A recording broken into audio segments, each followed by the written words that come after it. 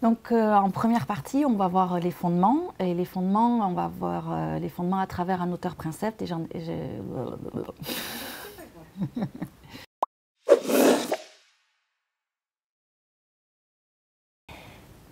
Faut que je relise mes notes sur cette diapo. Attends. Donc je vous propose de regarder ensemble cette vidéo. Eh ben non. Non.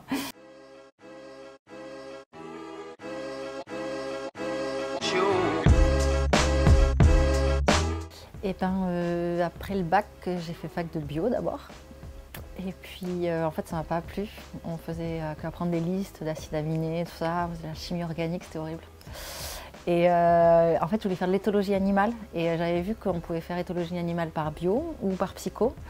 Et donc je me suis dit, je vais faire une fac de psycho. Et donc du coup, je suis arrivée en plein milieu d'année à la fac de psycho, en pleine réorientation. Et ça m'a beaucoup plu parce qu'on n'en parlait plus d'acides aminés, mais on parlait de trucs un peu plus concrets, des trucs au quotidien de la vie de tous les jours. Après cette première année de psycho, ça m'a vraiment plu. Et du coup, je suis allée jusqu'au doctorat. Et en fait, j'ai fait toutes mes études à Bordeaux. Et puis pour le doctorat, je suis partie à Tours, à l'université de Tours, où j'ai fait un doctorat sur le trouble de stress post-traumatique. Et plus précisément sur les liens entre mémoire et conscience dans ce trouble. Et puis après le doctorat, j'ai fait un post-doctorat à Sydney, donc en Australie, pendant 1 an et demi. Et quand je suis rentrée en France, j'ai eu une année un peu off, où j'ai postulé à Pôle emploi. Et puis après, j'ai eu un poste d'attaché temporaire à l'enseignement et à la recherche à l'université de Bordeaux pendant 1 an et qui a débouché sur un poste de titularisation. Et donc aujourd'hui, j'exerce effectivement à l'université de Bordeaux en tant que maître de conférence en psychologie clinique et psychopathologie.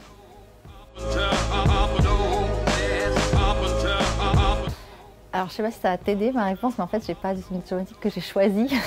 C'est une thématique qu'on m'a un peu imposée en fait, parce que en fait quand je suis sortie du master recherche, il y avait en fait c'était les bourses ministérielles, parce que j'ai obtenu une bourse ministérielle pour faire ma thèse. C'était des bourses qui étaient fléchées sur des thématiques particulières. Et donc parmi ces thématiques-là, il y avait le trouble du stress post-traumatique. Mais je me suis toujours intéressée au stress et à la mémoire. C'était toujours deux choses qui m'intéressaient beaucoup parce que je voyais qu'en fait elles avaient des influences réciproques et ça m'intéressait de savoir comment la mémoire pouvait être à ce point atteinte par des événements stressants et comment le stress pouvait vraiment avoir des effets qui se détérioraient sur la mémoire. Et ça m'a toujours un peu fascinée en fait. En fait la mémoire, je trouve que c'est un... En fait, je suis venue au trouble de stress post-traumatique parce que je me suis intéressée à la mémoire en premier. Et cette mémoire, en fait, c'est fascinant parce que, en fait, ce n'est qu'à travers la mémoire qu'on peut savoir qui on est. Et que sans la mémoire, on ne pourrait pas, en fait, ce sentiment d'identité, en fait, il est uniquement là parce qu'on peut avoir cette histoire qui nous est propre. Et sans histoire, on n'est pas à grand-chose, il n'y a pas de présent, il n'y a pas de futur possible. Donc je la trouve vraiment assez centrale, cette fonction mnésique, elle m'a toujours beaucoup intéressée. Et effectivement, je me suis du coup intéressée sur cette thématique qui était déjà fléchée parce que le trouble du stress post-traumatique, c'est un trouble en tout cas qui concerne particulièrement la mémoire, puisque c'est suite à un événement vécu dont on ne récupère pas bien, et les troubles, les symptômes qui sont observés, c'est beaucoup des symptômes sur le versant mnésique plutôt que sur n'importe quelle autre fonction. Au départ, moi, je voulais faire de la recherche, je voulais faire chercheur, donc c'était pas mon idée première de faire enseignant-chercheur. Mais bon, maintenant, je suis enseignant-chercheur, donc effectivement, comme tu dis, je partage mon temps entre enseignement et recherche. Donc, l'enseignement, ça m'a toujours plu. Bon, j'ai une maman qui est enseignante, donc j'étais un peu obligée d'aimer l'enseignement, mais je pense que, en fait, comme tu dis, cette transmission, c'est être une espèce de point de passage en fait. Et moi j'aime bien être ce point de passage parce que les étudiants en fait ils n'ont pas besoin de nous. Enfin, je veux dire concrètement, les connaissances et les savoirs, aujourd'hui on ouvre Wikipédia et on a tout ce qu'il faut.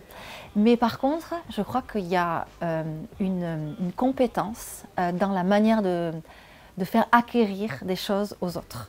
Et acquérir des connaissances, acquérir des concepts, acquérir des compétences aussi, tout ça en fait c'est très chouette parce que ça par contre ça dépend pas juste d'informations de base.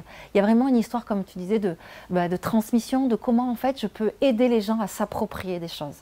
Et cette espèce comme je dis tu facilites ce passage en fait, et donc tu es un facilitateur en fait dans l'enseignement. Et encore une fois, on se sent un peu utile parce que en plus quand les étudiants, voilà, c'est chouette aussi, c'est un public qui est chouette, c'est des jeunes qui, voilà, quand ils viennent vous dire, voilà, j'ai compris ça, c'est chouette, ça m'intéresse vachement, vous m'avez développé l'intérêt pour ça, non seulement on transmet des choses qui sont importantes pour leur formation, et en plus on suscite des envies, parfois des vocations, parfois des idées plus larges, plus grandes, et ça, je crois que c'est vraiment très en lien avec le phénomène de transmission, donc il est chouette, j'aime bien, je suis contente d'avoir fait enseignant-chercheur finalement.